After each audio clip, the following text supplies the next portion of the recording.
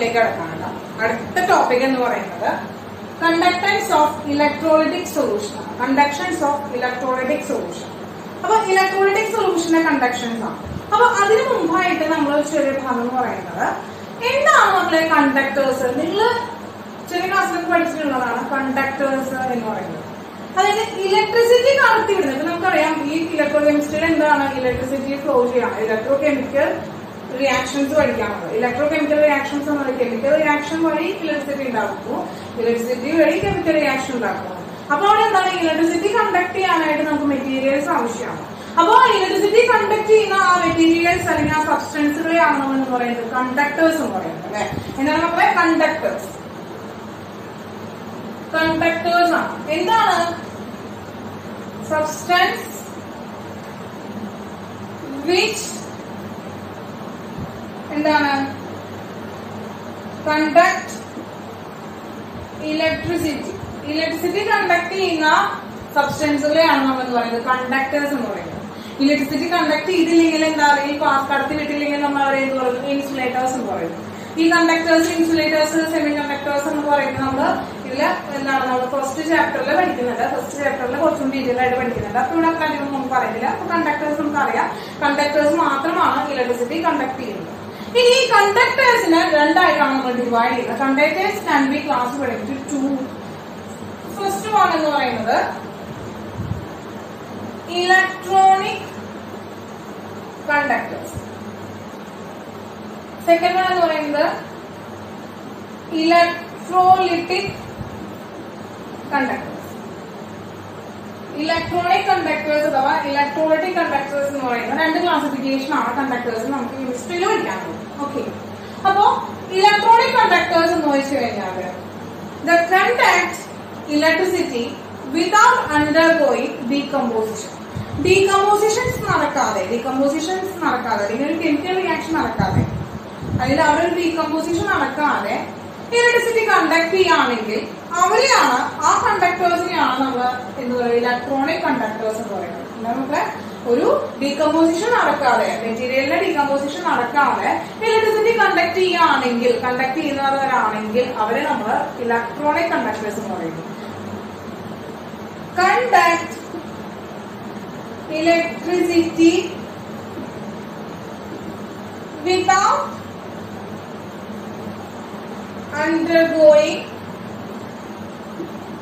decomposition.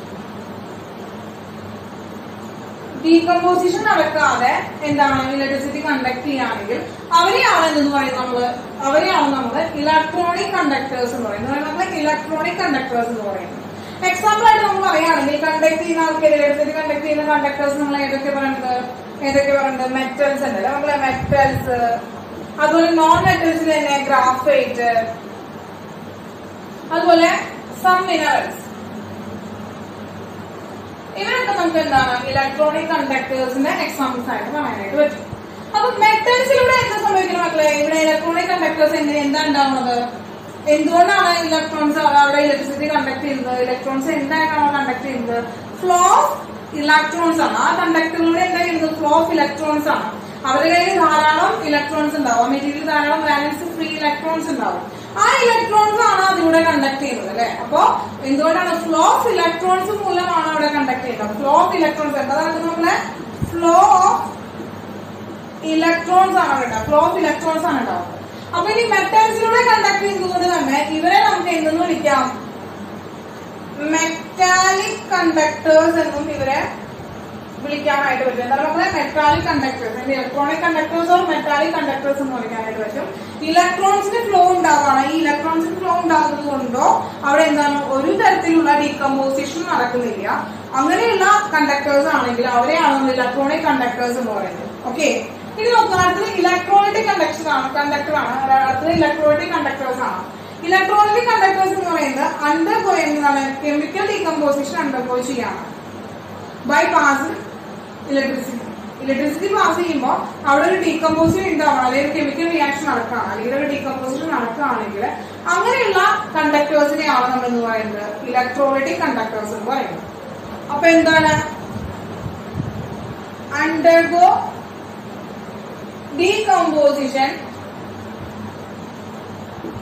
when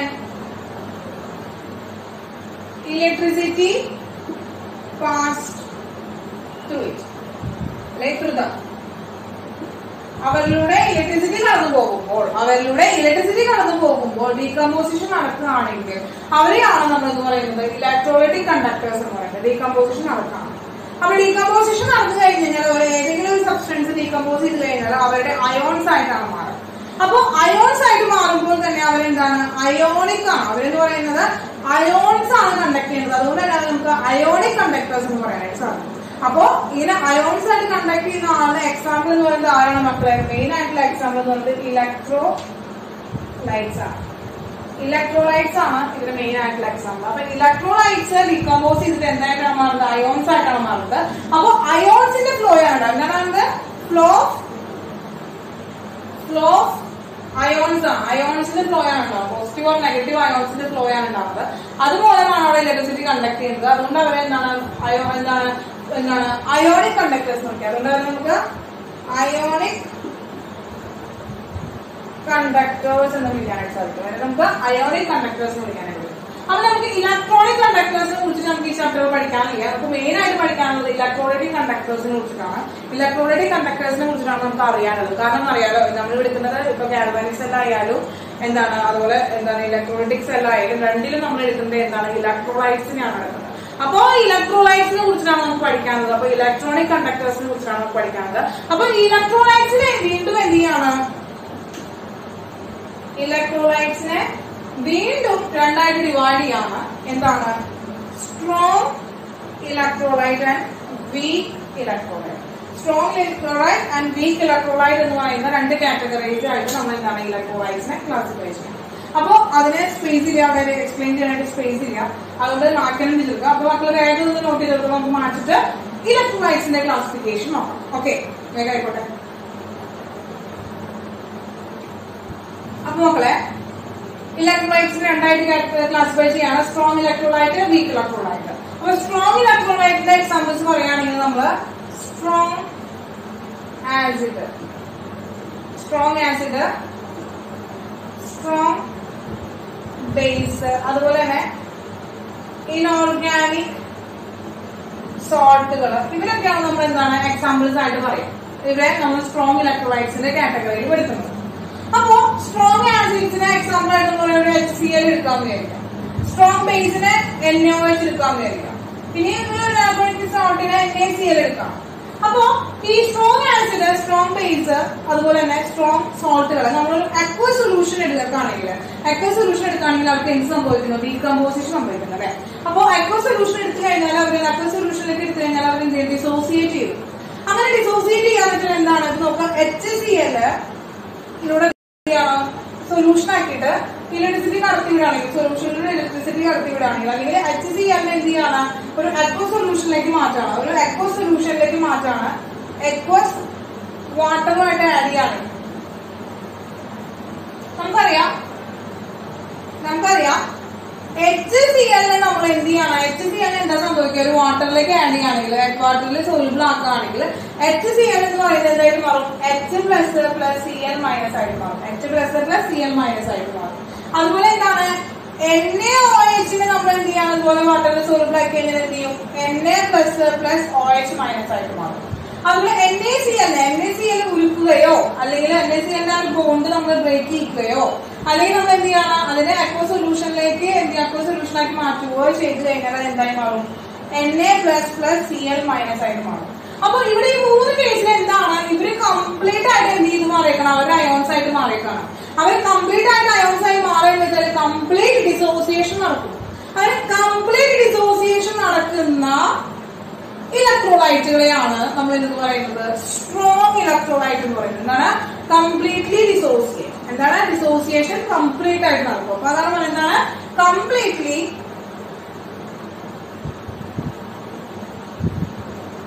dissociate at aqueous and molten state. aqueous state എന്ന് വെച്ചാൽ എന്താ? aqueous solution വാട്ടറിൽ സോൾബിൾ ആയിരിക്കുന്ന അവസ്ഥ. അല്ലെങ്കിൽ മോൾട്ടൻ സ്റ്റേറ്റ്. ഇപ്പൊ എന്താ നമുക്ക് കോമൺ സോൾട്ട് എടുക്കുകയാണെങ്കിൽ NaCl എടുക്കുകയാണെങ്കിൽ അതിനെ ഉരുകിയിട്ടുള്ള അവസ്ഥ. അതിനെ ഉരുകിയിട്ടുള്ള അവസ്ഥയിൽ എന്ത് ചെയ്യാണ് അവര് എന്ത് തരുന്നു നമുക്ക്? അവര് അയോൺസ് എന്ത് ചെയ്യുന്നു? ഡിസോസിയേറ്റ് ചെയ്യുന്നു. കംപ്ലീറ്റ് അയോൺസ് ആയിട്ട് ഡിസോസിയേറ്റ് ചെയ്യുന്നു. അങ്ങനെയുള്ള ആളുകളെയാണ് നമ്മൾ എന്ന് പറയുന്നത് സ്ട്രോങ് ഇലക്ട്രോലൈറ്റ് എന്ന് പറയുന്ന കാറ്റഗറിയിൽ വരുന്നത്. അപ്പൊ സ്ട്രോങ് ഇലക്ട്രോലൈറ്റുകൾ ഇനി എക്സാമ്പിൾസ് പറയാൻ പറ്റില്ല. നമുക്ക് സ്ട്രോങ് ആസിഡ് ആയിട്ടുള്ള H2, SO4, HNO3 ഇതിലൊക്കെ നമുക്ക് എക്സാമ്പിൾസ് ആയിട്ട് പറയാനായിട്ട് പറ്റും. സ്ട്രോങ് ആസിഡ് എന്ന് പറയുമ്പോൾ KOH ഒക്കെ എക്സാമ്പിൾ ആയിട്ട് പറയാം. NaCl, KCl, CuSO4, ZnSO4 അങ്ങനെയുള്ള ഇനോർഗാനിക് സോൾട്ടുകളൊക്കെ സ്ട്രോങ് ഇലക്ട്രോലൈറ്റ് കാറ്റഗറിയിൽ പെടുത്താനായിട്ട് പറ്റുന്നു. അപ്പൊ ഇത്രയാണ് മക്കളെ സ്ട്രോങ് ഇലക്ട്രോലൈറ്റ്സുകളെ കുറിച്ച് പഠിക്കുകയാണെങ്കിൽ ഇത്രയാണ് പറയാനുള്ളത്. ഇനി വീക്ക് ഇലക്ട്രോലൈറ്റ്സിലേക്ക് നടക്കണം. വീക്ക് ഇലക്ട്രോലൈറ്റ്സിൽ വരുമ്പോ എക്സാമ്പിൾ ആയിട്ട് വരുന്നത് വീക്ക് ആസിഡ്സ്, വീക്ക് ബേസ്, അതുപോലെ തന്നെ ചില ഓർഗാനിക് കോമ്പൗണ്ട്സും ഇതുപോലെ എന്താണ് വീക്ക് ഇലക്ട്രോലൈറ്റ്സ് ആയിട്ട് നമ്മൾ യൂസ് ചെയ്യാറുണ്ട്. അപ്പോ വീക്ക് ഇലക്ട്രോലൈറ്റ്സ് വീക്ക് ആസിഡ് എന്ന് പറയുന്നത് ആരാണ്? ഫോർ എക്സാമ്പിൾ പറയുന്നത് CH3COOH ആണ്. അപ്പൊ CH3COOH ഡിസോസിയേഷൻ എങ്ങനെ സംഭവിക്കുക? ഡിസോസിയേറ്റ് എങ്ങനെ? CH3COOH എന്ന് പറയുന്ന ആള് ഡിസോസിയേറ്റ് ഇൻടു എന്താണ്? CH3COO minus plus H plus ആയിട്ടാണ് ഡിസോസിയേറ്റ് ചെയ്യുക. അതായത് CH3COO മൈനസ് എന്നത് അസിറ്റേറ്റ് അയോൺ ആണ്. പിന്നെ H പ്ലസ് അയോൺ ആയിട്ട് ഡിസോസിയേറ്റ് ചെയ്യും. അപ്പൊ നമ്മൾ ഇതിനെ എടുക്കാം ഈ അക്വസ് സൊല്യൂഷൻ ആണ്. നമ്മൾ ഇതിന്റെ അക്വസ് സൊല്യൂഷൻ ആക്കി എടുത്തിരിക്കുകയാണെങ്കിൽ അല്ലെങ്കിൽ മോട്ടർ സ്റ്റേറ്റ് എടുക്കുകയാണെങ്കിൽ ധാരാളം എന്തുണ്ടായിരിക്കും? CH3 C ഡബിൾ ബോണ്ടോ സിംഗിൾ ബോണ്ടോ എന്ന് പറയുന്ന അസറ്റേറ്റ് അയോൺ ഉണ്ടായിരിക്കും. അതുപോലെ തന്നെ എന്താണ് മക്കളെ? H പ്ലസ് അയോൺസും ധാരാളമായിട്ടുണ്ടായിരിക്കും അല്ലെ? ധാരാളമായിട്ടുണ്ടായിരിക്കും. അപ്പോ ഇങ്ങനെ ധാരാളം അയോൺസ്. അപ്പൊ ഇവന്റെ കയ്യിൽ എന്ത് ചെയ്യാണ്? ഈ ബോണ്ട് ബ്രേക്കിംഗ് സംഭവിച്ചത്. ഇവനാണ് ഈ H പ്ലസ് അയോണിനെ കൊടുത്തിരിക്കുന്നത്. അതുപോലെ രണ്ടാമത്തെ ആസിഡാണ് ഇവനെ കൊടുത്തിരിക്കുന്നത്. അപ്പൊ ഇവർ തമ്മിൽ എന്താണ്? ബോണ്ട് ബ്രേക്കിംഗ് ആണ് നടക്കണം. ആ ബോണ്ട് ബ്രേക്കിംഗ് നടക്കുന്നതിനൊപ്പം തന്നെ ഈ ഡബിൾ ബോണ്ടിനെ ബ്രേക്ക് ചെയ്തിട്ട് എന്താണ്? ഈ ഓക്സിജനുമായിട്ട് ബോണ്ട് ചെയ്യാനായിട്ട് ആര് ശ്രമിക്കുന്നു? ഹൈഡ്രജൻ ശ്രമിക്കുന്നു. അതായത് ഈ ഓക്സിജൻ ഈ ഹൈഡ്രജൻ അങ്ങോട്ട് അട്രാക്ട് ചെയ്യുന്നു, അത് അങ്ങോട്ട് പിടിച്ചു വലിക്കും. അതുപോലെ തന്നെ എന്താ? ഈ ഡബിൾ ബോണ്ട് ബ്രേക്ക് ചെയ്തിട്ട് ഈ ഓക്സിജൻ എന്ത് ചെയ്യുന്നു? ഈ ഹൈഡ്രജനെ പിടിക്കാൻ ഒരു ബോണ്ട് ഫോം ചെയ്യാനായിട്ട് ശ്രമിക്കുന്നു. അങ്ങനെ നോക്കി അപ്പൊ അറ്റ് എ ടൈമിൽ എന്താണ്? ഒരു ബോണ്ട് മേക്കിംഗ്, ഒരു ബോണ്ട് ഫോർമേഷൻ നടക്കുന്നുണ്ട് അല്ലെ? ഇവിടെ നോക്കുമ്പോൾ ഒരു ബോണ്ട് ഫോർമേഷൻ നടക്കുന്നുണ്ട്, ഇവിടെ ഒരു ബോണ്ട് ബ്രേക്കിംഗ് നടക്കുന്നുണ്ട്. അപ്പൊ ബോണ്ട് ബ്രേക്കിങ്ങും ബോണ്ട് ഫോർമേഷനും അറ്റ് എ ടൈമിൽ നമുക്ക് നടക്കുന്നുണ്ട്. അപ്പൊ ആ സിറ്റുവേഷനിൽ നമുക്കൊരു ക്ലൗഡ് ഫോം ആയിട്ടാണ് കിട്ടിയത്. അതായത് രണ്ട് അയോൺസ് കൂടി ചേർന്നിട്ട് രണ്ട് കോമ്പൗണ്ട് കൂടി ചേർന്നിട്ട് ഒരു എന്താണ്? അസോസിയേഷൻ ആണ് സംഭവിച്ചത്. എന്താ സംഭവിച്ചത്? നമ്മളൊരു അസോസിയേഷൻ ആണ് സംഭവിച്ചത്. നമ്മൾ പറഞ്ഞെന്താണ്? ഡിസോസിയേറ്റ് ചെയ്തുവെങ്കിലും ഇവർക്ക് ഈ ഫ്രീ അയോൺസ് ആയിട്ട് അവർക്ക് ഈ അയോൺസ് ആയിട്ട് ഇരിക്കാനുള്ള കഴിവ് വളരെ കുറവാണ്.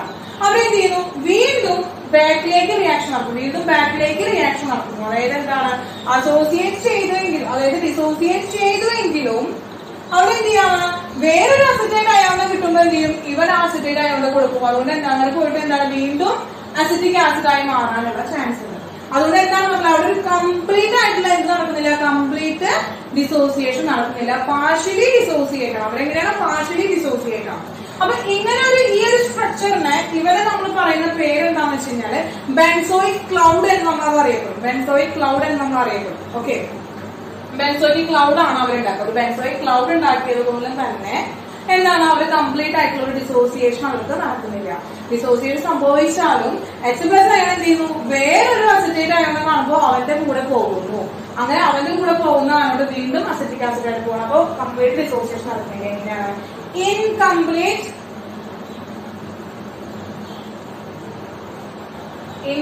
ഡിസോസിയേഷൻ ആണ്. അല്ലെങ്കിൽ പാർഷ്യലി ഡിസോസിയേറ്റ് എന്ന് പറയാനായിട്ട് പറ്റും. പാർഷ്യലി ഡിസോസിയേറ്റ് എന്ന് പറയാനായിട്ട് സാധിക്കും. അങ്ങനെ പാർഷ്യലി ഡിസോസിയേറ്റ് ചെയ്യുന്ന ആൾക്കാരാണ് നമ്മൾ എന്താ പറയുക? വീക്ക് ഇലക്ട്രോലൈറ്റ്സിൽ വരിക. CH3OH, HCO3, H3PO4 ഒക്കെ എക്സാമ്പിൾ ആയിട്ട് പറയും. വീക്ക് ബേസ് എന്ന് പറയുമ്പോൾ NH4OH, CaOH twice, AlOH thrice ഒക്കെ നമുക്ക് എന്താണ്? വീക്ക് ബേസിസിൽ വരുന്ന വീക്ക് ഇലക്ട്രോലൈറ്റ്സ് ആയിട്ട് നമുക്ക് പറയാനായിട്ട് സാധിക്കും. കിട്ടിയോ? അപ്പൊ സ്ട്രോങ് ഇലക്ട്രോലൈറ്റ് എന്താണ്? വീക്ക് ഇലക്ട്രോലൈറ്റ് എന്താണെന്ന് കിട്ടിയില്ല. ഇന്നൊരു കാറ്റഗറി ഉള്ളത് എന്താ? Non electrolyte. എന്താണ് നമ്മുടെ നോൺ ഇലക്ട്രോലൈറ്റ്സ് ആണ്. നോൺ ഇലക്ട്രോലൈറ്റ്സ് എന്ന് വെച്ചിട്ടുണ്ടെങ്കിൽ ഡിസോസിയേറ്റ്. അവരെന്ത് സംഭവിക്കില്ല, അപ്പൊ ഡിസോസിയേഷനെ സംഭവിക്കില്ല. Do not dissociate. അങ്ങനെ ഡിസോസിയേറ്റ് സംഭവിക്കാത്ത കാരണം എന്താണ്, ഡു നോട്ട് കണ്ടക്ട് ഇലക്ട്രിസിറ്റി. അവർ ഇലക്ട്രിസിറ്റി കണ്ടക്ട് ചെയ്യില്ല. അപ്പൊ എന്താണ് ഡു നോട്ട് ഡിസോസിയേറ്റ്, എന്താണ് ഡു നോട്ട് ഡിസോസിയേറ്റ്. അവർ ഡിസോസിയേറ്റ് ചെയ്യില്ല. അതുകൊണ്ട് എന്താണ് ഡു നോട്ട് കണ്ടക്ട്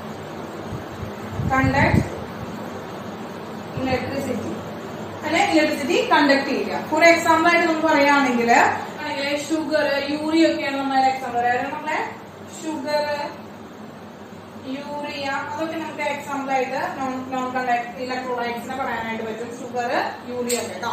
അതായത് ഷുഗർ സൊല്യൂഷൻ ഉണ്ടാക്കിയാലും അതുപോലെ തന്നെ എന്താണ് യൂറിയ ഒക്കെ എടുത്ത് സൊല്യൂഷൻ ആക്കി കഴിഞ്ഞാലും മോൾഡ് സ്റ്റേറ്റിലേക്ക് മാറ്റി കഴിഞ്ഞാലും അവര് ഫ്രീ അയോൺസ് ഉണ്ടാവില്ല. അവര് എന്താ ഡിസോസിയേഷൻ സംഭവിക്കില്ല. അവർക്ക് അങ്ങനെ ഫ്രീ അയോൺസ് ഉണ്ടായാൽ മാത്രമാണ് ഇലക്ട്രിസിറ്റി കണ്ടക്ട് ചെയ്യാൻ പറ്റുക. അപ്പൊ അവര് എന്താണ് അതുകൊണ്ട് തന്നെ ഇലക്ട്രിസിറ്റി കണ്ടക്ട് ചെയ്യാത്ത കാണുമ്പോൾ അവര് നമുക്ക് എന്താ പറയുക നോൺ ഇലക്ട്രോലൈറ്റ്സ് എന്ന് പറയാനായിട്ട് നോൺ ഇലക്ട്രോലൈറ്റ്സ് എന്ന് പറയാനായിട്ട് പറ്റും. കേട്ടോ മക്കളെ. അപ്പോ ഷുഗർ സൊല്യൂഷൻ ഒക്കെ ഉണ്ടാക്കിയ ഒരു ക്വസ്റ്റ്യൻ വരാറുണ്ട്. ഷുഗർ സൊല്യൂഷൻ ആണ് നമ്മളവിടെ എടുക്കുന്നത്, അല്ലെങ്കിൽ യൂറിയ ആണ് എടുക്കുന്നതെങ്കിൽ അവിടെ നമുക്കത് ഇലക്ട്രോലൈറ്റ് ആയിട്ട് എടുക്കാനായിട്ട് സാധിക്കില്ല. കാരണം അവർ ഡു നോട്ട് കണ്ടക്ട് ഇലക്ട്രിസിറ്റി ആണ്. കേട്ടോ മക്കളെ. അപ്പൊ കിട്ടിയല്ലോ. അപ്പൊ ഇത്രയാണ് ഇലക്ട്രോലൈറ്റ്സിനെ കുറിച്ച് പഠിക്കുകയാണെങ്കിൽ strong electrolyte, week electrolyte, non electrolytes ആണുള്ളത്. അപ്പൊ ഇത്ര വേണ്ടി മക്കളായിരുന്നു നോക്കിക്കോ. നമുക്ക് അടുത്ത ടോപ്പിക്കിലേക്ക് കിടക്കാം.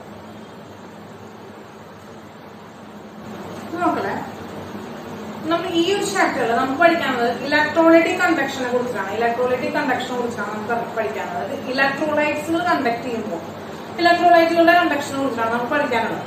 അപ്പൊ ആ ഇലക്ട്രോലൈറ്റിക് കണ്ടക്ഷനെ ഇഫക്ട് ചെയ്യുന്ന 4 ഫാക്ടേഴ്സ് ആണ് നമ്മളിപ്പോ പരിചയപ്പെടാനായിട്ട് പോകുന്നത്. ആ 4 ഫാക്ടേഴ്സ് എന്ന് വെച്ചിട്ടുണ്ടെങ്കിൽ നേച്ചർ ഓഫ് ദ ഇലക്ട്രോലൈറ്റ്, ഇലക്ട്രോലൈറ്റിന്റെ nature, then the size of ions, അയോണിന്റെ size and solvation, nature of solvent and viscosity and temperature. ഈ 4 ഫാക്ടേഴ്സ് ആണ് ഇഫക്ട് ചെയ്യുന്നത്. ഈ 4 ഫാക്ടേഴ്സ് ആണ് മെയിൻ ആയിട്ട് ഇഫക്ട് ചെയ്യുന്നത്. അടുത്തത് കോൺസെൻട്രേഷൻ എന്ന് പറയുന്ന ഒരു 5th എന്താണ് ഫാക്ടർ കൂടി ഉണ്ട്.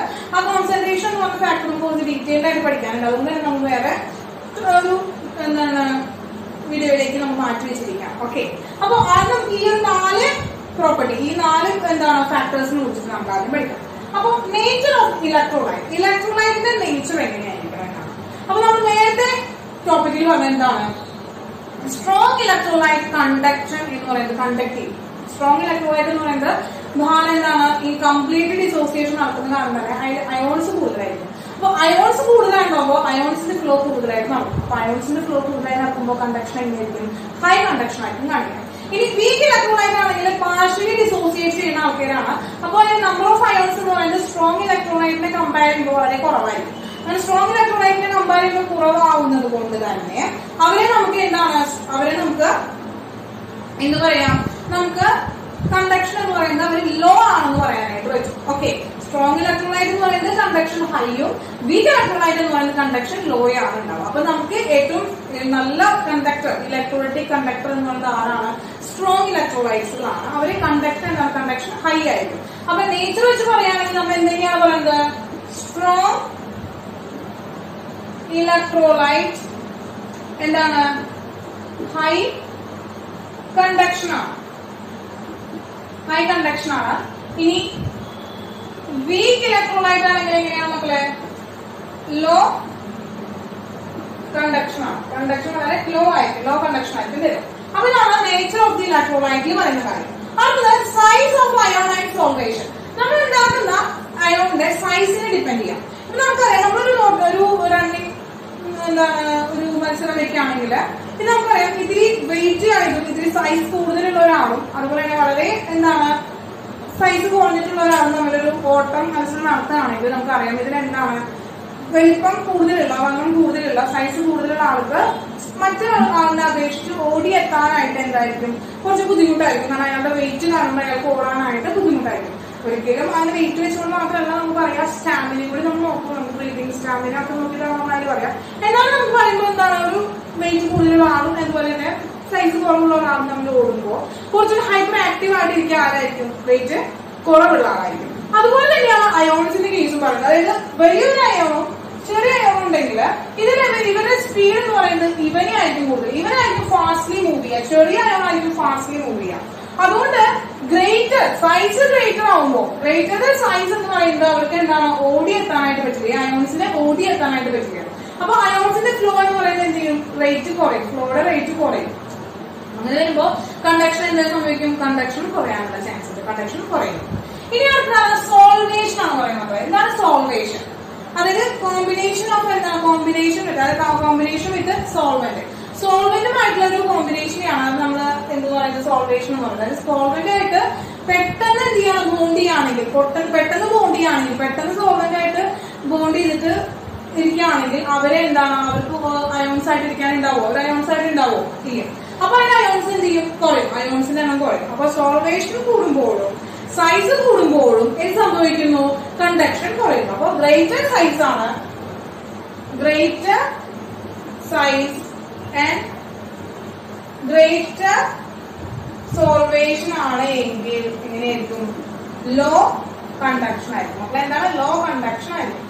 അത് ഡീറ്റെയിൽഡ് ആയിട്ട് എക്സ്പ്ലെയിൻ ചെയ്യണമെങ്കിൽ നിങ്ങൾ ആ കണ്ടീഷൻസ് മാത്രം പഠിച്ചു വെച്ചാൽ മതി കേട്ടോ. ഇനി nature of solvent and viscosity ആണ് പറയുന്നത്. Nature of solvent. ഇനി നമുക്കറിയാം സോൾവെന്റിന്റെ നേച്ചർ എന്ന് പറയുന്നത് കൂടുതൽ അയോൺസ് ഉണ്ടാവുക, കംപ്ലീറ്റ് ഡിസോസിയേഷൻ നടക്കുക ഇൻ പോളാർ സോൾവെന്റ്സിലായിരിക്കും. എന്താണ്? കംപ്ലീറ്റ് ഡിസോസിയേഷൻ,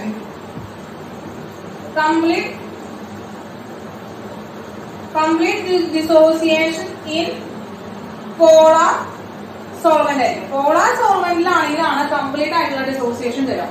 ഫോർ എക്സാമ്പിൾ നോക്കുകയാണെങ്കിൽ നമ്മൾ വാട്ടറിൽ സോൾട്ട് ഇട്ടിട്ട് ഡിസോൾവ് ചെയ്യിക്കാന്നിരിക്കാം, കംപ്ലീറ്റ് ആയിട്ടും ഡിസോൾവ് ആയിട്ട് മാറും. എന്നാൽ നമ്മൾ കെറോസിനിലാണ് ഈ സോൾട്ട് ഇട്ട് ഡിസോൾവ് ചെയ്യിക്കണമെങ്കിൽ എന്താണ്? കംപ്ലീറ്റ് ഡിസോൾവ് ചെയ്ത് പോവില്ല. കാരണം കെറോസിൻ എന്ന് പറയുന്നത് ഒരു നോൺ പോളാർ സോൾവെന്റ് ആണ്, വാട്ടർ എന്ന് പറയുന്നത് പോളാർ സോൾവെന്റ് ആണ്. അപ്പൊ കംപ്ലീറ്റ് ആയിട്ട് ഡിസോസിയേറ്റ് ചെയ്യുന്നത്, കംപ്ലീറ്റ് ആയിട്ട് അയണൈസ് ചെയ്യുന്നത് എവിടെയാണ്? കംപ്ലീറ്റ് ആയിട്ട് അയണൈസ് ചെയ്യുന്നത് എവിടെയാണ്? പോളാർ സോൾവെന്റിലാണ്. പോളാർ സോൾവെന്റിലാണ് കംപ്ലീറ്റ് ആയിട്ട് അയണൈസ് ചെയ്യുക. അപ്പൊ പോളാർ സോൾവെന്റ് ആണ് നമ്മൾ എടുക്കുന്നതിൽ എങ്ങനെയായിരിക്കും? ഹൈ കണ്ടക്ഷൻ ആയിരിക്കും. എന്താണ്? പോളാർ സോൾവെന്റ് ആണ് നമ്മൾ എടുക്കുന്നതെങ്കിൽ എങ്ങനെയായിരിക്കും മക്കളെ? ഹൈ കണ്ടക്ഷൻ ആയിരിക്കും. ഹൈ കണ്ടക്ഷൻ ആയിരിക്കും തരിക. ഇനി വിസ്കോസിറ്റി ആണ്. എന്താ മക്കളെ വിസ്കോസിറ്റി എന്ന് പറയുന്നത്? നമുക്കറിയാം ഒരു സോൾവെന്റിന്റെ അല്ലെങ്കിൽ ഒരു ലിക്വിഡിന്റെ ലെയറുകൾ തമ്മിൽ എന്താണ്? ഒരു റെസിസ്റ്റൻസ് ഉണ്ടാവും, അല്ലെങ്കിൽ ഫ്രിക്ഷണൽ ഫോഴ്സ് ഉണ്ടാവാം. അവരുടെ ഫ്ലോനെ എഗെയിൻസ്റ്റ് ചെയ്തുകൊണ്ടുള്ള ഒരു ഫോഴ്സ് ഉണ്ടാവും. അതിനാണ് നമ്മൾ പറയുന്നത് വിസ്കോസിറ്റി എന്ന് പറയുന്നത്. അപ്പൊ അയോൺസ് ഇതിൽ ഇങ്ങനെ മൂവ് ചെയ്തുകൊണ്ടിരിക്കുകയാണെങ്കിൽ ഈ അയോൺസിന് എന്താണ്? വിസ്കസ് ആയിട്ടിരിക്കണം, ഹൈലി വിസ്കസ് ആയിട്ടുള്ള ഒരു സോൾവെന്റ് ആണെങ്കിൽ എന്ത് ചെയ്യാൻ പറ്റും? അവര് റെസിസ്റ്റ് ചെയ്യില്ല, ഈ ഫ്ലോനെ റെസിസ്റ്റ് ചെയ്യും. അപ്പൊ ഇത് ഓടി പോകാനായിട്ട് പറ്റും, ഫ്ലോ ചെയ്യാനായിട്ട് പറ്റും, ഫ്രീലി ഫ്ലോ ചെയ്യാനായിട്ട് പറ്റും? ഇല്ല. അത് ഫ്രീലി ഫ്ലോ ചെയ്യാനായിട്ട് പറ്റാത്തത് കൊണ്ട് തന്നെ വിസ്കോസിറ്റി കൂടിയത് കൊണ്ടാണ്. അപ്പൊ വിസ്കോസിറ്റി കൂടിക്കഴിഞ്ഞാൽ എന്താണ്? കണ്ടക്ഷൻ എന്ന് പറയുന്നത് എങ്ങനെയായിരിക്കും? ലോ ആയിരിക്കും. അപ്പൊ എന്താണ്? വിസ്കോസിറ്റി ഹൈ ആവുകയാണെങ്കിൽ എന്തായിരിക്കും? ലോ കണ്ടക്ഷൻ ആയിരിക്കും. ലോ കണ്ടക്ഷൻ ആയിരിക്കും കാണിക്കും, ലോ കണ്ടക്ഷൻ ആയിരിക്കും കാണിക്കും. അപ്പൊ ഇതിനെയാണ് 3 ടോപ്പിക്കുകൾ എന്ന് പറയുന്നത്, 3 ഫാക്ടേഴ്സ് എന്ന് പറയുന്നത്. ലാസ്റ്റ് വൺ ആണ് ടെമ്പറേച്ചർ. ടെമ്പറേച്ചർ ആണ് ലാസ്റ്റ് വൺ. ഇപ്പൊ നമുക്കറിയാം, നമുക്ക് ചൂട് കൂടി കഴിഞ്ഞിട്ടുണ്ടെങ്കിൽ, നമ്മൾ ചൂട് കൂടിയ ഒരു അവസ്ഥയിലാണെങ്കിൽ, നമ്മളെ ചൂട് കൂടുന്ന അവസ്ഥയിൽ നമുക്ക് ഒരു സ്ഥലത്ത് ഒതുങ്ങി പുറത്ത് കുറച്ച് കിടക്കാനായിട്ട് പറ്റും? ഇല്ല അല്ലെ? നമ്മൾ എന്ത് ചെയ്യും? നമ്മൾ ഓടും. നമ്മളെന്താ ചൂട് കൂടിയിട്ട് നമുക്ക് നിൽക്കാനും പറ്റാത്ത ഒരു അവസ്ഥ വരും. അതുപോലെ തന്നെയാണ് നമ്മളൊരു ഇലക്ട്രോലൈറ്റിനെ നമ്മൾ എന്ത് ചെയ്യണം? ചൂടാക്കുകയാണെങ്കിൽ അവരെന്ത് ചെയ്യും? അവർ പെട്ടെന്ന് അയണൈസേഷൻ നടക്കും. അവരെന്താണ്? അയോൺസിനെ എന്താക്കിയിട്ട് കൈനറ്റിക് എനർജി കിട്ടും. ആ കൈനറ്റിക് എനർജി കിട്ടുമ്പോൾ അവരെന്ത് ചെയ്യും? അവർക്ക് മൂവ് ചെയ്യാനായിട്ട് പറ്റും. അപ്പൊ അവര് ഫാസ്റ്റ്ലി മൂവ് ചെയ്യും. അപ്പൊ ഫാസ്റ്റ്ലി മൂവ് ചെയ്യുമ്പോൾ എന്താ movement of ions, flow of ions ആണ് കണ്ടക്ഷൻ ഉണ്ടാക്കുന്നത്. അപ്പൊ ഓൺ ഇൻക്രീസിംഗ് ഓഫ് ടെമ്പറേച്ചർ എന്ത് ചെയ്യുന്നു? ഇൻക്രീസിംഗ് ഓഫ് ടെമ്പറേച്ചർ എന്താണ്? കണ്ടക്ഷൻ ഇൻക്രീസസ് ആണ്. കണ്ടക്ഷൻ ഇൻക്രീസസ് ആണ് കേട്ടോ. എന്താണ്? ഇൻക്രീസ് ഇൻ ടെമ്പറേച്ചർ എന്ത് ചെയ്യും? Conduction increase. നമ്മൾ ആരുടെ പറയുന്നത്? ഇലക്ട്രോലൈറ്റിക് കണ്ടക്ഷന്റെ കാര്യം പറഞ്ഞു. അപ്പൊ ടെമ്പറേച്ചർ ഇൻക്രീസ് ചെയ്യുമ്പോൾ എന്ത് ചെയ്യുന്നു? കണ്ടക്ഷൻ ഇൻക്രീസ് ചെയ്യുന്നു. അതായത് അയണൈസേഷൻ ഇൻക്രീസ് ചെയ്യും. അയണൈസേഷൻ ഇൻക്രീസ് ചെയ്യുമ്പോൾ അതുപോലെ ആ അയോൺസിന്റെ സ്പീഡ് കൂടുന്നു. സ്പീഡ് കൂടി കഴിഞ്ഞാൽ എന്താ? കണ്ടക്ഷൻ ഇൻക്രീസ് ചെയ്യുന്നു. ഓക്കെ മക്കളെ? അപ്പൊ ഇത്രയും ഫാക്ടേഴ്സ് ആണ്, ഈ 4 ഫാക്ടേഴ്സ് ആണ് ഇലക്ട്രോലൈറ്റിക് കണ്ടക്ഷനെ എഫക്ട് ചെയ്യുന്ന 4 ഫാക്ടേഴ്സ് ആണ് നമ്മളിപ്പോ പറഞ്ഞത് കേട്ടോ. അപ്പൊ ഈ അത്ര ഡീറ്റെയിൽഡ് ആയിട്ടൊന്നും തിരിച്ച് പറഞ്ഞിട്ടില്ല. കറക്റ്റ് എന്താണ് സംഭവിക്കുന്നത് കാര്യം മാത്രമാണ് പറഞ്ഞിട്ടുള്ളത്. അത് ഇങ്ങനെ തന്നെ നിങ്ങൾ നോട്ട് ചെയ്ത് വെക്കുക, ഇങ്ങനെ തന്നെ മനസ്സിലാക്കി വെക്കുക കേട്ടോ. സിമ്പിൾ ആണ്. അത് നമ്മൾ ഇനിയിപ്പോ പഠിച്ചു. ഇലക്ട്രോലൈറ്റിക് കണ്ടക്ഷൻ ഉണ്ട്, അതുപോലെ തന്നെ ഇലക്ട്രോണിക് കണ്ടക്ടർ ഉണ്ട്, അപ്പൊ ഇലക്ട്രോണിക് കണ്ടക്ടൻസ് ഉണ്ട് അവിടെ. അപ്പൊ ഇവർ തമ്മിൽ ഇനി ഇലക്ട്രോണിക് കണ്ടക്ഷന് വേണ്ടിയിട്ട് അല്ലെങ്കിൽ മെറ്റാലിക് കണ്ടക്ഷന് വേണ്ടിയിട്ട് എഫക്ട് ചെയ്യുന്ന ഫാക്ടേഴ്സ് ഏതാണെന്നാണ് നമ്മൾ ഇനി അടുത്തത് നോക്കാനായിട്ട് പോകുന്നത്. അപ്പൊ നമുക്ക് വേഗത്തിൽ നോക്കി നോക്കുന്നത് ഇലക്ട്രോണിക് കണ്ടക്ടൻസിനെ കുറിച്ചിട്ട് നമുക്കൊന്ന് നോക്കാം. അപ്പൊ അടുത്താണ് മക്കളെ factor factors affecting electronic conduction അഥവാ മെറ്റാലിക് കണ്ടക്ഷൻ. ഇലക്ട്രോണിക് കണ്ടക്ഷൻ അഥവാ മെറ്റാലിക് കണ്ടക്ഷൻ എഫക്ട് ചെയ്യുന്ന ഫാക്ടേഴ്സ് ആണ് പറയുന്നത്. The nature and structure of metal. First one, nature and structure of metal. Density, അവരുടെ വോളിയം, ഏരിയ, അതിനൊക്കെ ഡിപ്പെൻഡ് ചെയ്തിട്ടാണ് മെറ്റാലിക് കണ്ടക്ടർ അഥവാ electronic കണ്ടക്ഷനെ എന്ത് ചെയ്യണം ഇഫക്ട് ചെയ്യണം മെയിൻ ഫാക്ടർ എന്ന് പറയുന്നത്. അപ്പൊ എന്താ നേച്ചർ ആൻഡ് സ്ട്രക്ചർ ഓഫ് എന്താണ് മെറ്റൽ. അപ്പൊ ഡെൻസിറ്റി മെറ്റൽസിന്റെ ഡെൻസിറ്റി എന്ന് പറയുന്നത് വേരി ചെയ്യുമ്പോൾ ഇലക്ട്രോണിക് കണ്ടക്ഷൻ വേരി ചെയ്യുന്നു. അതുപോലെ തന്നെ അവരുടെ സർഫസ് ഏരിയ, റെസിസ്റ്റൻസ്, ആ കാര്യങ്ങളൊക്കെ വരുമ്പോൾ എന്താണ് അതൊക്കെ കൂടുന്നതിനനുസരിച്ച് ഇലക്ട്രോണിക് കണ്ടക്ഷൻസ് എന്താണ് കൂടുതൽ കുറയുകയും ചെയ്യുമ്പോൾ ഇലക്ട്രോണിക് കണ്ടക്ഷന് അതുപോലെ തന്നെ എന്താണ് വേരിയേഷൻസ് സംഭവിക്കുന്നുണ്ട്. Then the second one, number of valence electron per atom. Number of valence electron per atom എന്ന് പറയുന്നത് എന്താണ് വാലൻസ് ഇലക്ട്രോൺസ് കൂടുമ്പോഴാണ് അവിടെ ഫ്രീ ഇലക്ട്രോൺസ് ഉണ്ടാവും. അപ്പൊ വാലൻസ് ഇലക്ട്രോൺസ് ആണ് അവിടെ ഫ്ലോ ചെയ്യുന്നത്. അപ്പൊ വാലൻസ് ഇലക്ട്രോൺസ് കൂടുമ്പോഴാണ് അവിടെ കണ്ടക്ഷൻ ചെയ്യുന്ന ഹൈ ആവുന്നത്. അപ്പൊ വാലൻസ് ഇലക്ട്രോൺ ഗ്രേറ്റർ ആവുമ്പോൾ അവിടെ കണ്ടക്ഷൻ എന്താവുന്നു ഗ്രേറ്റർ ആവുന്നു. കണ്ടക്ഷൻ അവിടെ ഗ്രേറ്റർ ആവുകയാണ് ചെയ്യുന്നത്. അപ്പൊ വാലൻസ് ഇലക്ട്രോൺ ആണ് പെർ ആറ്റം ഒരു ആറ്റത്തിൽ ഉണ്ടാകുന്ന വാലൻസ് ഇലക്ട്രോൺസ് ആണ് അവിടെ എഫക്ട് ചെയ്യുന്ന രണ്ടാമത്തെ ഫാക്ടർ എന്ന് പറയുന്നത്. അടുത്തത് ടെമ്പറേച്ചർ ആണ്. When temperature increases, എന്താണ് നമ്മള് ടെമ്പറേച്ചർ ഇൻക്രീസ് ചെയ്യുമ്പോൾ കണ്ടക്ഷൻ ഡിക്രീസ് ചെയ്യും. ടെമ്പറേച്ചർ ഇൻക്രീസസ്, കണ്ടക്ഷൻ ഡിക്രീസ് ചെയ്യാണ് ചെയ്യുന്നത്. കിട്ടിയോ? അപ്പോ ഇതിന് ടീച്ചർ എക്സ്പ്ലെയിൻ ചെയ്യുന്നില്ല. കാരണം നമ്മൾ ഫസ്റ്റ് ചാപ്റ്ററിലെ ഈ ഭാഗങ്ങളൊന്നും കൂടി നമ്മൾ നോക്കുന്നില്ല. ഫസ്റ്റ് ചാപ്റ്ററിൽ ഒന്നും ഡീറ്റെയിൽ ആയിട്ട് പറയുന്നുണ്ട്. ഫസ്റ്റ് ചാപ്റ്ററിൽ ഡീറ്റെയിൽ ആയിട്ട് പറയുന്നത് അതുകൊണ്ട് തന്നെ ഇതിന്റെ സ്ട്രക്ചർ, നാച്ചുറൽ ഓഫ് വാലൻസ് ഇലക്ട്രോണിന്റെ ആ കണ്ടക്ഷനും കണ്ടക്ടേഴ്സും ഇൻസുലേറ്റേഴ്സിനെ ഒക്കെ കുറിച്ച് നമ്മൾ കുറച്ച് ഭംഗിയായിട്ട് പഠിക്കുന്നുണ്ട്. അപ്പൊ അതുകൊണ്ട് ടീച്ചർ ഇത് ഇവിടെ എന്ത് ചെയ്യുന്നില്ല, അധികം എക്സ്പ്ലെയിൻ ചെയ്യുന്നില്ല. ജസ്റ്റ് ആ ഫാക്ടേഴ്സ് ഏതൊക്കെയാണെന്നുള്ളതൊന്ന് പരിചയപ്പെട്ടു മാത്രം. ഓക്കെ, അപ്പൊ നമുക്ക് എന്ത് ചെയ്യാം, ഇതൊന്ന് നോക്കി തീർത്തോളൂ.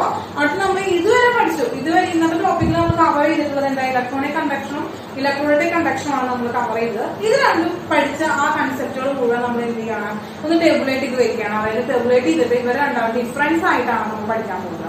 അപ്പൊ difference between electronic conduction and electronic conduction ആണ് അടുത്ത് പറയാനായിട്ട് പോകുന്നത്. അതങ്ങനെ ടേബിളേറ്റ് ചെയ്തിട്ട് നിങ്ങൾ പഠിച്ചു വെക്കുക. കാരണം എക്സാം പ്രീവിയസ് ഇയർ ക്വസ്റ്റ്യൻസിൽ വന്നിട്ടുള്ളതാണ് ഇതിന്റെ കമ്പാരിസൺ അഥവാ ഡിഫറൻസ് എഴുതാനായിട്ട്. 2 മാർക്കിനാണ് ക്വസ്റ്റ്യൻസ് വരിക. അപ്പൊ അതിന് ടീച്ചർ അതുപോലെ തന്നെ എന്താണ് ഒരു ടേബിളേറ്റ് ഫോമിലായിട്ട് നിങ്ങൾക്ക് തരാം. അപ്പൊ അതുകൊണ്ട് കഴിഞ്ഞിട്ട് നമുക്ക് എന്താ അടുത്ത് അതിലേക്ക് കടക്കാം. ഓക്കെ, ഇത് നോക്കിയിട്ട് അപ്പൊ നോക്കാം മക്കളെ, നമ്മൾ ഇതുവരെ ഇന്ന് പഠിച്ച ഇലക്ട്രോണിക് കണ്ടക്ഷൻ അഥവാ ഇലക്ട്രോണിക് കണ്ടക്ഷൻ അവർ രണ്ടാളെയും നമ്മൾ എന്ത് ചെയ്യാണ് ഒന്ന് ഡിഫറൻഷിയേറ്റ് ചെയ്തിരിക്കുകയാണ്. ഒരു ടേബിളേറ്റ് ഫോമിലാണ് difference between electronic conduction electronic conduction എന്ന് പറഞ്ഞിട്ട് തന്നെ നമുക്ക് ക്വസ്റ്റ്യൻസ് വരാം. ഡയറക്റ്റ് ആയിട്ട് ക്വസ്റ്റ്യൻസ് വരാം. 2 മാർക്ക് ക്വസ്റ്റ്യൻസ് ഒക്കെ ആയിട്ട് വരാം. അപ്പൊ ഇലക്ട്രോണിക് കണ്ടക്ഷൻ ഇലക്ട്രോളിറ്റിക് കണ്ടക്ഷൻ തമ്മിലുള്ള ഡിഫറൻസ് ആണ് ടീച്ചർ എഴുതി വെച്ചിട്ടുള്ളത്. അപ്പൊ ഇലക്ട്രോണിക് കണ്ടക്ഷൻ എന്താണെന്നുള്ളത് ആദ്യം നോക്കാം. ഇലക്ട്രോണിക് കണ്ടക്ഷൻ എന്ന് പറയുന്നത് എന്താ നമ്മൾ പഠിച്ചത്? Flow of electricity take place without decomposition നടക്കാതെ ഇലക്ട്രിസിറ്റി കടന്നു പോകുന്നതിലൂടെ ഡീകമ്പോസിഷൻ നടക്കുന്നില്ല എങ്കിൽ അവരെ നമ്മളാണ് ഇലക്ട്രോണിക് കണ്ടക്ഷൻ എന്ന് പറയാനായിട്ട് പറ്റും. അതാണ് flow of electricity take place without decomposition ഇല്ലാതെ തന്നെ ഫ്ലോ ഓഫ് എന്താണ് ഇലക്ട്രിസിറ്റി കണ്ടക്ട് ചെയ്യുകയാണെങ്കിൽ അതാണ് നമ്മൾ ഇലക്ട്രോണിക് കണ്ടക്ഷൻ എന്ന് പറയാനായിട്ട് പറ്റുന്നത്. ഇനി the flow of electricity is due to the electron ആണ്. ഇലക്ട്രോൺസിന്റെ ഫ്ലോയാണ് എന്തുണ്ടാക്കുന്നത്? ഇലക്ട്രിസിറ്റി ഉണ്ടാക്കുന്നത്. Flow of electricity is due to the flow of എന്താണ് ഇലക്ട്രോൺസ് ആണ്. ഇനി ആ ഇലക്ട്രോൺസിന്റെ ഫ്ലോനെ ഡിപ്പെൻഡ് ചെയ്യുന്ന ഫാക്ടേഴ്സ് ആരൊക്കെയാണ് പറഞ്ഞത്? അവരുടെ സ്ട്രക്ചർ ഓഫ് മെറ്റല്, ഡെൻസിറ്റി, അതുപോലെ വാലൻസ് ഇലക്ട്രോൺ, ഇവരൊക്കെയാണ് ആ ഫ്ലോ ഓഫ് ഇലക്ട്രോണിനെ ഡിപ്പെൻഡ് ചെയ്യുന്നത് അഥവാ ഇലക്ട്രോണിക് കണ്ടക്ഷനെ ഡിപ്പെൻഡ് ചെയ്യുന്നത്, ഇഫക്ട് ചെയ്യുന്ന ഫാക്ടേഴ്സ് എന്ന് പറയുന്നത്. ഇനി നോക്കാം, conduction decreases with increase in temperature. നമ്മൾ ടെമ്പറേച്ചർ ഇൻക്രീസ് ചെയ്യുകയാണെങ്കിൽ ഇലക്ട്രോണിക് കണ്ടക്ഷൻ എന്ത് സംഭവിക്കുന്നതാണ്? ഇലക്ട്രോണിക് കണ്ടക്ഷൻ ഡിക്രീസ് ചെയ്യാണ് ചെയ്യുന്നത്. ഇനി നോ കെമിക്കൽ ചേഞ്ച് ഒക്കെ നമുക്ക് പറഞ്ഞു. ഇലക്ട്രിസിറ്റി കണ്ടക്ട് ചെയ്യുന്നതിലൂടെ അവിടെ ഡീകമ്പോസിഷൻ നടക്കണില്ല എന്ന് പറഞ്ഞു. ഡീകമ്പോസിഷൻ നടക്കാത്തതുകൊണ്ട് എന്താണ് ഡീകമ്പോസിഷൻ നടക്കണില്ല എന്ന് വെച്ചാൽ അതിന്റെ മീനിങ് എന്താണ്? അവിടെ ഒരു കെമിക്കൽ ചേഞ്ചും നടക്കുന്നില്ല. എന്താണ്? നോ കെമിക്കൽ ചേഞ്ച് ഒക്കെ അവിടെ ഒരു കെമിക്കൽ ചേഞ്ച് ഉണ്ടാകുന്നില്ല. അങ്ങനെ കെമിക്കൽ ചേഞ്ച് ഉണ്ടാകുന്നില്ല എങ്കിൽ എന്തുണ്ടാവുന്നില്ല? അവിടെ ഒരു മാറ്ററിന്റെ ട്രാൻസ്ഫർ ഉണ്ടാകുന്നില്ല. അല്ലെങ്കിൽ there is no change of matter. മാറ്ററിന് ഒരു ചേഞ്ചും സംഭവിക്കുന്നില്ല. മാറ്റർ അതുമാതിരി തന്നെ അവിടെ ഇരിക്കും. നമുക്കറിയാം അയോൺസ് അങ്ങനെയായിരിക്കും. ഒരു അയൺ വയറിലൂടെ കടന്നു പോകുമ്പോൾ ആ അയണിന് ഒരു ചേഞ്ചും അവിടെ ഉണ്ടാകുന്നില്ല. അയൺ അതുമാതിരി തന്നെ അയൺ ആയിട്ട് തന്നെ അതേ അവസ്ഥയിൽ തന്നെ അവിടെ നിലനിൽക്കുന്നുണ്ട് അല്ലെ. നമ്മൾ ഇലക്ട്രിക് വയേഴ്സും നമ്മുടെ വയറിംഗ് ഒക്കെ ചെയ്യുന്നുണ്ടെങ്കിൽ അതിന്റെ ഇലക്ട്രിസിറ്റി കടന്നു പോകുന്നതിലൂടെ അവിടെ കെമിക്കൽ ചേഞ്ച് നടക്കുന്നില്ല. നമ്മൾ വെച്ചിട്ടുള്ള അതേ വയേഴ്സ് അതുപോലെ തന്നെ അവിടെ ഉണ്ടാകുന്നുണ്ട്. എത്രയോ ഇയേഴ്സ് കഴിഞ്ഞാലും അതുപോലെ തന്നെ അവിടെ ഉണ്ടാകും. അതിന്റെ അർത്ഥം എന്താണ്? നോ മാറ്റർ ട്രാൻസ്ഫർ ഉണ്ടാകുന്നില്ല. നോ ചേഞ്ച് മാറ്ററിന് ചേഞ്ച് സംഭവിക്കുന്നില്ല. നോക്കുക, ഇത് മെയിൻ ആയിട്ടുള്ള കണ്ടക്ടേഴ്സ് എന്ന് പറയുന്നത് ഇലക്ട്രോണിക് കണ്ടക്ടേഴ്സ് എന്ന് പറയുന്നത് ആരാണ്? മെറ്റൽസ് ആണ്. അതുകൊണ്ട് തന്നെ നമുക്ക് ഇവരെ എന്താണ് മെറ്റാലിക് കണ്ടക്ടേഴ്സ് എന്നൊരു പേര് കൂടി, ഈ മെറ്റാലിക് കണ്ടക്ഷൻ എന്ന പേര് കൂടി ഇത് നമുക്ക് അറിയപ്പെടാനായിട്ട് സാധിക്കും. ഇനി രണ്ടാമത്തെ കണ്ടക്ഷൻ ആണ് ഇലക്ട്രോലൈറ്റിക് കണ്ടക്ഷൻ. ഇലക്ട്രോലൈറ്റിക് കണ്ടക്ഷൻ എന്ന് പറഞ്ഞു കഴിഞ്ഞാൽ എന്താണ്? ഇവിടെ ഫ്ലോ ഓഫ് ഇലക്ട്രോൺസ് ആണ്, അവിടെ എങ്ങനെയാണ് ഫ്ലോ ഓഫ് അയോൺസ് ആണ് ഉണ്ടാവുന്നത്. അത് എങ്ങനെയാണ്? ഇലക്ട്രിസിറ്റി ഉണ്ടാകുമ്പോൾ accompanied by the decomposition of the substance. സബ്സ്റ്റൻസിന്റെ ഡീകമ്പോസിഷൻ വഴിയാണ് അവിടെ എന്താണ് ഫ്ലോ ഓഫ് ഇലക്ട്രിസിറ്റി ഉണ്ടാകുന്നത്. The flow of electricity take place accompanied by the decomposition of substance. സബ്സ്റ്റൻസിന്റെ ഡീകമ്പോസിഷൻ വഴിയാണ് അവിടെ ഫ്ലോ ഓഫ് ഇലക്ട്രിസിറ്റി ഉണ്ടാകുന്നത്. അപ്പൊ ഇലക്ട്രിസിറ്റി ഡീകമ്പോസ് ചെയ്തിട്ട് അവർ എന്താണ് അയോൺസ് ആയിട്ടാണ് മാറുന്നത്. അങ്ങനെ വരുമ്പോൾ എന്താണ് flow of electricity due to the movement of ions. അയോൺസിന്റെ മൂവ്മെന്റ് കാരണം കൊണ്ടാണ് അവിടെ എന്തുണ്ടാകുന്നത് ഇലക്ട്രിസിറ്റി ഫ്ലോ ചെയ്യുന്നത്. ഇനി അയോൺസിന്റെ മൂവ്മെന്റിനെ ഇഫക്ട് ചെയ്യുന്ന ഫാക്ടേഴ്സ് ആരൊക്കെയാണ്? Nature of solvent, nature of electrolyte പറയാം. അതുപോലെ തന്നെ സോൾവെന്റ് നേച്ചർ, സോൾവേഷൻ, വിസ്കോസിറ്റി ഒക്കെയാണ് നമ്മൾ ഇതിനെ എക്സാമ്പിൾ ആയിട്ട് പറയാനായിട്ട് അതിൽ ഇഫക്ട് ചെയ്യുന്ന ഫാക്ടേഴ്സ് നമുക്ക് പറയാനായിട്ട് സാധിക്കും. അടുത്തത് conduction increases with increase in temperature ആണ്. ടെമ്പറേച്ചർ ഇൻക്രീസ് ചെയ്യുമ്പോൾ ഇലക്ട്രോലൈറ്റിക് കണ്ടക്ഷൻ ഇൻക്രീസ് ചെയ്യുന്നു. ഇനി എന്താണ്? അപ്പോ അവിടെ ഒരു ഡീകമ്പോസിഷൻ നടന്നുകൊണ്ട് തന്നെ ഇലക്ട്രിസിറ്റി കടന്നുകൊണ്ട് എന്തുകൊണ്ടാണ് ഒരു ഡീകമ്പോസിഷൻ നടക്കുന്നതുകൊണ്ടാണ്. ഡീകമ്പോസിഷൻ നടത്തുക എന്ന് പറഞ്ഞാൽ എന്താ? അവർ കെമിക്കൽ ചേഞ്ച് ഓക്കർ ചെയ്യുന്നു. കെമിക്കൽ ചേഞ്ച് ഓക്കർ ചെയ്യുന്നു.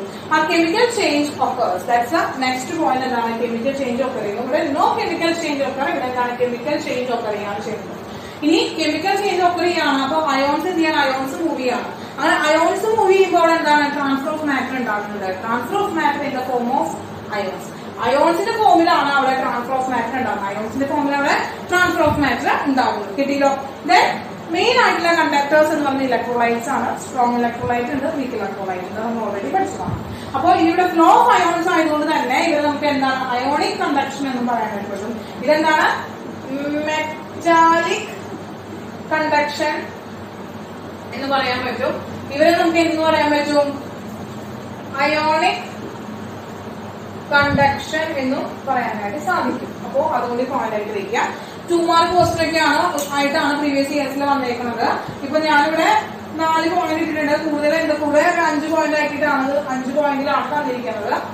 5 പോയിന്റിലാണ് തന്നിരിക്കുന്നത്. അപ്പൊ 5 പോയിന്റ് തന്നിട്ടുണ്ട്. അപ്പൊ 2 മാർക്കിന്റെ ക്വസ്റ്റ്യൻ ആയിട്ടാണ് വരിക. 2 മാർക്കിന്റെ ക്വസ്റ്റ്യൻ ആയിട്ട് വരുമ്പോ എന്താണ്? നമുക്ക് 4 മാർക്ക് പോയിന്റ് ചെയ്യിക്കാൻ മതി. പക്ഷെ 4 പോയിന്റ് പഠിച്ചു വെച്ച് കഴിഞ്ഞാൽ ഏതെങ്കിലും പോയിന്റ് മാർക്ക് പോയാൽ നമുക്ക് ആഡ് ചെയ്യാനായിട്ട് പറ്റില്ല. അപ്പൊ 5 6 പോയിന്റ് ആയിട്ട് നിങ്ങൾ പഠിച്ചു വയ്ക്കുക. 5 6 പോയിന്റ് ആയിട്ട് പഠിച്ചു വെച്ച് കഴിഞ്ഞാൽ നിങ്ങൾക്ക് എന്ത് ചെയ്യാൻ പറ്റും? അപ്പോ ഏതെങ്കിലും ഒരു പോയിന്റ് വിട്ടു പോയാലും നിങ്ങൾക്ക് എടുത്ത് എഴുതാനായിട്ട് സാധിക്കും.